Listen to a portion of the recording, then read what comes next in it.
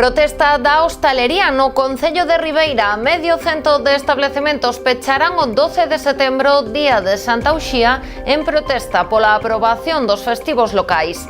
Demandan que se recupere o martes de Entroido. Que tal? Moi boa noite. De seguido ampliamos esta información. Antes, titulares. A Xunta activa prealerta por escaseza moderada de auga no sistema do río Lérez. Recomenda a poboación dos concellos afectados realizar un uso máis responsable da auga. En marcha a campaña nas súas mochilas Seu Futuro. Trátase dunha iniciativa de Amigos de Galicia para chegar a cativada de fogares en exclusión o material escolar necesario para comezar o curso. Setembro arranca en Vilagarcía coa 7ª edición do Folk no Alobre, o festival dedicado á música e á cultura tradicionais. Será durante a xornada do día 1 no Parque Enrique Valdés Bermejo. A Deputación de Pontevedra saca á rúa a exposición A Era das Fábulas. A Praza da Peregrina acollerá este venres unha actividade na que a xente poderá reinterpretar obras de Kandinsky, Manuel Moldes e Inés Senlla. Protagonismo do Barbanza na 11ª etapa da Volta Ciclista a España. Saiu dende Padrón percorrendo os concellos de Dodro, Rianxo, Lousame e Noia. Estamos nas novas do día. Comezamos.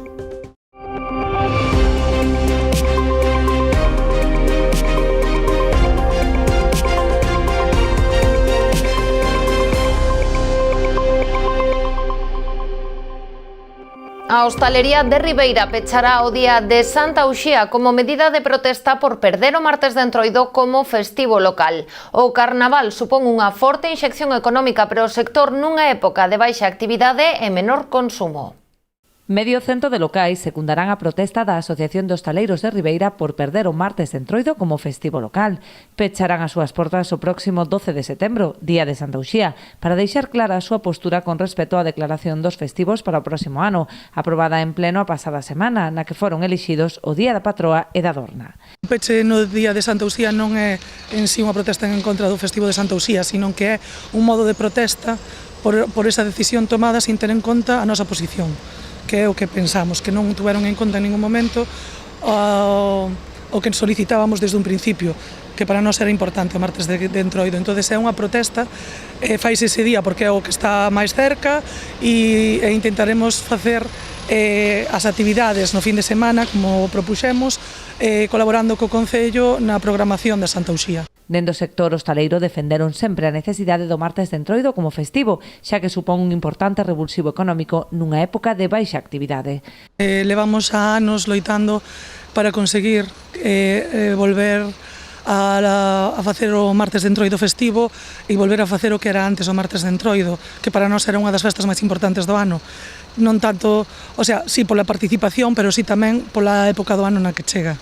Cadra finales de febreiro, principios de marzo, que son posiblemente os meses peores do ano. Vimos de atrás, claro, dende o verán hasta chegar aí pasa un largo inverno, e ese pequeno empuxonciño facía que moitos de nós chegáramos un pouquiño mellor ao verán. Entenden pola contra que a patroa podería celebrarse a fin de semana despois do 12 de setembro, supoñendo un beneficio económico para toda a Ribeira.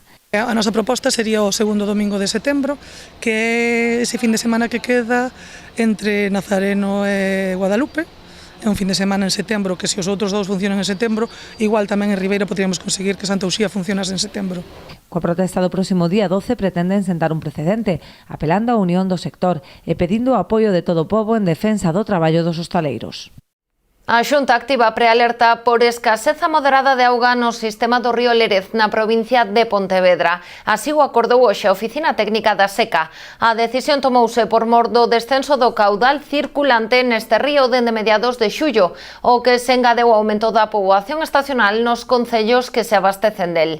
A situación de prealerta por escaseza implica a realización dun seguimento intensivo da situación meteorolóxica e os niveis de ríos, encoros e acuíferos da demanda demarcación Galicia-Costa, así como das posibles incidencias que se detecten. Ademais, prevense medidas de concienciación da cidadanía. Os concellos afectados pola prealerta son, entre outros, Barro, Meaño, Moraña, Pontevedra, Poio e Sanxenxo. Recoméndase á poboación realizar un uso o máis responsable posible da auga, evitando as actividades que máis consumo xeran, como o enchido de piscinas ou regar con auga potable, así como ter especialmente presentes as boas prácticas no fogar, como ducharse en vez de bañarse, utilizar as funcións eco dos electrodomésticos ou evitar malgastar auga pechando a billa cando non se este utilizando. Tamén se recomenda aos concellos afectados minimizar os consumos de auga municipais non esenciais, como o baldeo de rúas, o regado de parques e xardíns ou as duchas de auga potable das praias. O Servizo Municipal de Emerxencias de Vilagarcía freou o avance dunha nova vertedura no río do Con. A substancia de aspecto oleaxinoso chegou ao río procedente do afluente que discorre paralelo a Fexdega. O Corpo de Emerxencias optou por instalar barreiras flotantes de contención para impedir así o avance da mancha, empregando mantas absorbentes para eliminar a substancia. No momento da intervención a marea estaba baixa, polo que as tarefas de limpeza foron máis sinxelas. Polo de momento descoñécese a súa procedencia.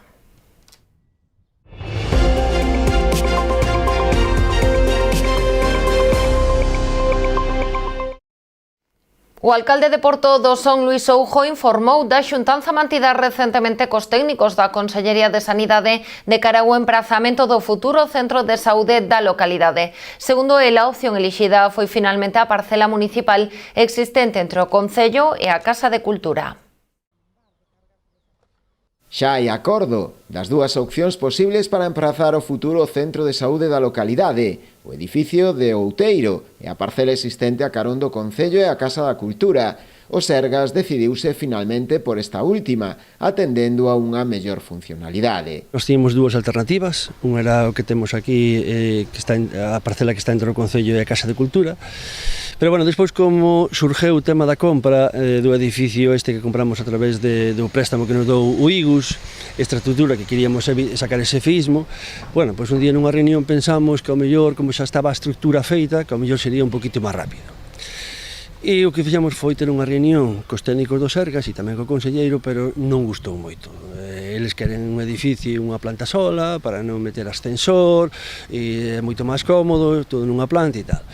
E entonces, bueno, pues decidimos, mira, xa que non lle gusta, non vamos a enredarnos aí, que se nós queremos esta parcela, que se nós queremos que sea aquí o centro de saúde, pois en este edificio, e dámolle outro uso e xa está. Segundo explicou o alcalde, o novo edificio encaixarase no terreo aproveitando o desnivel existente. A actuación permitirá tamén recuperar a bella Alameda. Vai ser un edificio que sabedes que entre as dúas rúas atalayas pois hai un desnivel de terreno, vámoslo a encaixar aí en ese desnivel de terreno e queremos facer na parte superior e recuperar a Alameda. Non? Vai ser un proxecto moi bonito, que ademais o propio Sergas, aunque vai ser un edificio que lle sale un poquito máis caro, pero lle gustou moita idea. Non? Pero o Concello seguirá adiante coa compra do edificio inacabado de Outeiro para destinalo a un uso social, coa construción dunha residencia de maiores, que conta xa co beneplácito de política social. Isto xa foi algo que falamos tamén con política social, necesario para Porto do Son. Por desgracia, a población está envellecendo,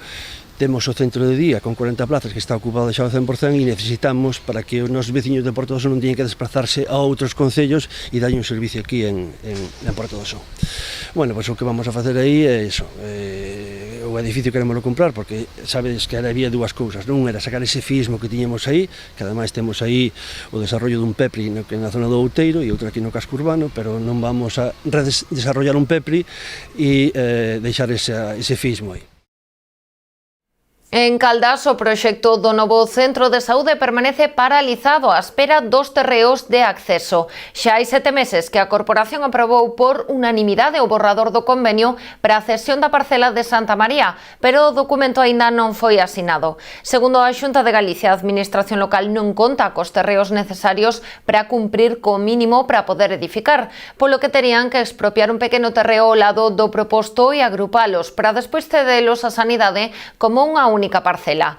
Pola súa banda, o goberno local recoñece a falta deste terreo, pero apuntan que no convenio está recollido o compromiso do Concello de conseguir esta parcela. Tamén se compromete o goberno caldense a elaborar o proxecto de urbanización da zona. Aseguran que este foi o procedimento que se empregou noutras ocasións, como é o caso do convenio para a ampliación do Instituto Aquis Celenis. Vilagarcía última posta a punto do pabillón de Fonte Carmoa para a súa reapertura. O alcalde explicou hoxe que os traballadores están a realizar os labores de limpeza das instalacións para que se poidan abrir ao público e os clubes deportivos da vila canto antes.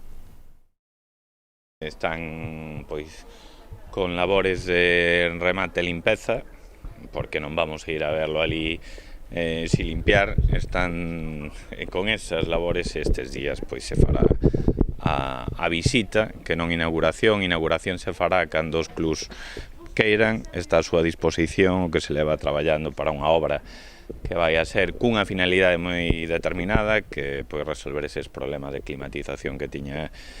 Non é sinxelo, pero esperemos que os clubs poidan disfrutar do esforzo que levamos feito os vilagarciáns para mellorar ese pabellón.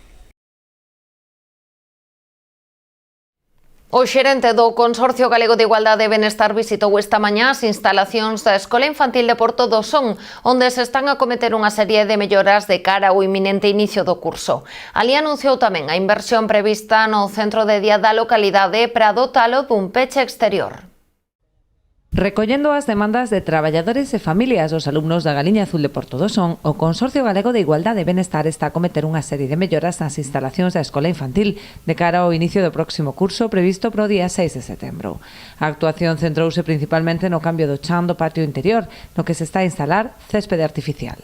En concreto aquí en Porto do Son está mellorando todo o que é o pavimento do patio exterior, porque está bastante deteriorado, entón se puxe un céspede artificial que vai mellorar bastante, porque é unhas cousas que máis se utilizan, aparte de actividades máis de mantemento, como pintado, etc. Este caso concreto se inverten 15.000 euros nestas melloras, pero bueno, tamén facendo unha visita para ver como está funcionando. A matrícula aquí en Porto do Son é importante, bueno, como sempre, unha das escolas que ten unha afluencia que prácticamente se completa a matrícula, porque é un servicio moi necesario. Entón, bueno, dentro das visitas estou facendo distintas escolas, hoxe aproveitei para acercarme aquí hasta Porto do Son. Durante a visita a Porto do Son, o xerente do Consorcio anunciou tamén a asinatura dun convenio para acometer o peche do perímetro do centro de día, permitindo así que os usuarios fagan uso das instalacións exteriores. Hai xa tempo que tamén nos estaban demandando desde o centro de día o cierre perimetral, e é porque nos decían os propios docentes e personal que leva o centro de día que se fixemos o cierre este perimetral, a xente nosa maior, que tamén está sempre ao 100%, que as plazas que ten ofertadas, que son 40, que podían salir ao exterior os nosos maiores e disfrutar un poquinho da contorna. En este momento non poden facer porque teñen medo que se lle marchen, que se lle escape, E entón, con esta inversión, con este convenio que vamos a firmar ahora en setembro, que xa eu comentará a conselleira, por eso agradecido a ti, tamén dalle o agradecimento á conselleira, porque é algo que tamén nos viñan demandando, que nós, como Concello, económicamente, non podíamos afrontar, e por eso a axuda que nos dá a Consellería. O importe desta actuación ascende a 50.000 euros. Facemos unha pausa para a publicidade e voltamos de contado.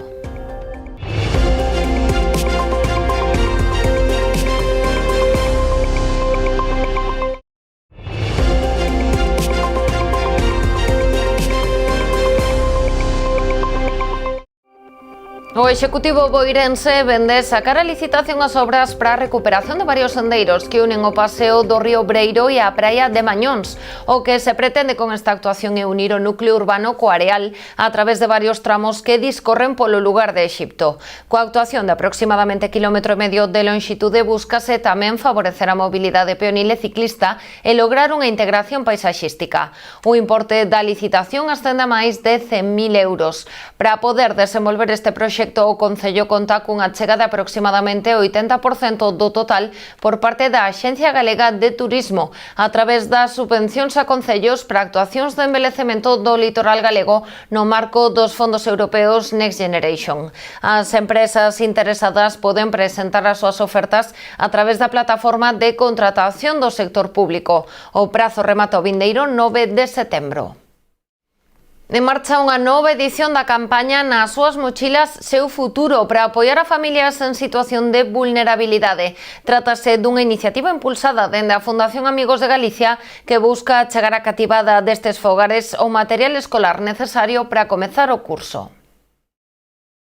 Con esta campaña pretendemos dar cobertura ás necesidades educativas de todos os menores en situación de vulnerabilidade da Comunidade Autónoma de Galicia. O ano pasado logramos entregar 1.420 mochilas. Este ano esperamos superar esa cifra para poder dar cobertura a todas as solicitudes que recibimos ano tras ano. As mochilas, entregamos a cada menor mochilas segundo a súa idade escolar, a súa etapa educativa, infantil, primaria ou secundaria, e ademais de levar o material escolar básico como mochila, a libreta, os lápices, levan tamén a maiores material informático e botella isotérmica. Existen diferentes maneiras de colaborar coa iniciativa: doar material escolar, realizar unha doazón económica ou adquirir unha mochila solidaria a través da web da Fundación Amigos de Galicia. Cada unha está deseñada para diferentes etapas educativas e teñen un custo que vai dende os 25 aos 48 euros. Recordemos que o inicio de curso pode supoñer un gasto medio de 400 euros por alumno ás familias. Nesta campaña colaboran diferentes establecementos comerciais de toda Galicia.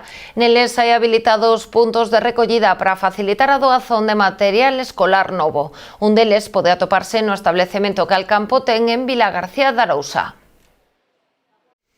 Setembro arranca en Vilagarcía coa 7ª edición do Folk no Alobre, o festival dedicado á música e á cultura tradicionais. Será durante a xornada do día 1 no Parque Enrique Valdés Bermejo. Porque é un festival, pues familiar, con un carácter, tranquilo, relaxado, que quere poñer en valor o noso patrimonio natural e o noso patrimonio cultural. É un apoio á música galega, ás nosas tradicións, especialmente á música folk, e que é mellor que facelo no entorno do Castriño. Consideramos que este festival ten que manterse e continuarse hasta consolidado ante os ataques e aldraxes que sofre a nosa cultura, a nosa identidade e a nosa lingua.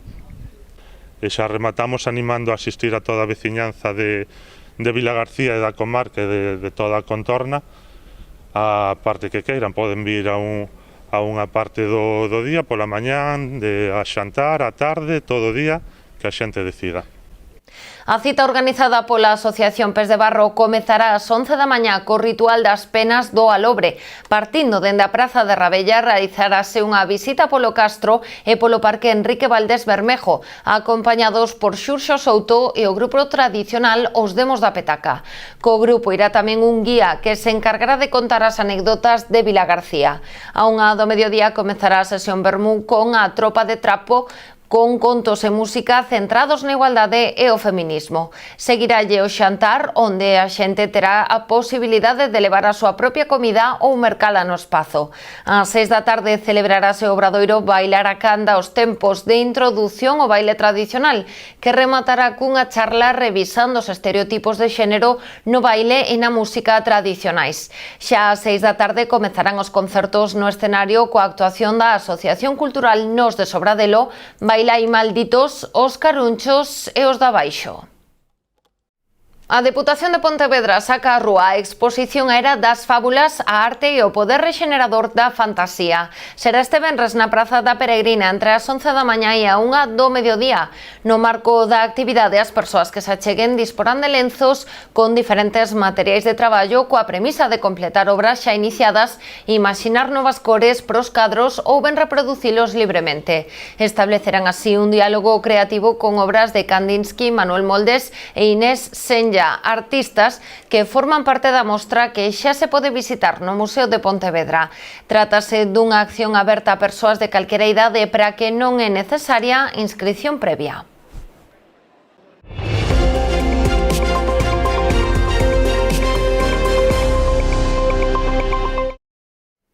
Lousame celebra este vindeiro domingo a 16 edición do certame de bandas de música populares. Como é tradición, celebrarase no campo da festa de San Roquiño en Tállara a partir das 6 da tarde. Este ano no certame participará ademais da banda anfitrioa a Banda de Música Municipal de Padrón. A cita servirá ademais de homenaxe ao recoñecido músico local Prudencio Romo, un dos fundadores do mítico grupo Os Tamara. A entrada será libre e de balde. En caso de choiva, o certame trasladarase ao Pabillón Polideportivo Municipal da Silva. A actividade está organizada pola Asociación Cultural Prudencio Romo en colaboración co Concello de Lousame e a Deputación da Coruña. Pasada 1:30 da tarde daba comezo a 11ª etapa da Volta Ciclista a España dende Padrón. O pelotón tomaba saída dende o Parque Tecnolóxico Cortizo para percorrer máis de 166 kilómetros con 4 portos de montaña. Gran expectación na saída da 11ª etapa da Volta Ciclista a España dende Padrón, a segunda en territorio galego. Os corredores tomaban a saída preto das 2 da tarde dende o Parque Tecnolóxico Cortizo, onde se aproximaron centos de afeccionados para participar neste evento deportivo. Numerosas autoridades asistiron á saída desta etapa, entre elas o delegado do Goberno en Galicia, Pedro Blanco, e o presidente da Xunta, Alfonso Rueda, quen destacou a importancia deste evento deportivo para Galicia, posicionando a comunidade no mapa non só a nivel deportivo, senón tamén turístico. Tras esta etapa que percorreu os concellos de Padrón, Dodro, Rianxo, Lousame, Noia e Rois, quedan aínda 2 máis en territorio galego. Mañá sairá dende a estación de montaña de Manzaneda, mentres que o venres percorrerá a provincia de Lugo dende os Ancares. Ata 1 de setembro poden visitar na Sala Nauta de Sanxenxo unha exposición das pinturas do artista Luis Garrido. A mostra está composta por varios óleos que recollen a esencia da terra do pintor, que descubriu a súa paixón despois de xubilarse. Nas súas pezas, Garrido plasma especialmente as paisaxes de costa que evocan os recordos da súa infancia. Podemos ver a Praia da Lanzada ou a Illa da Toxa.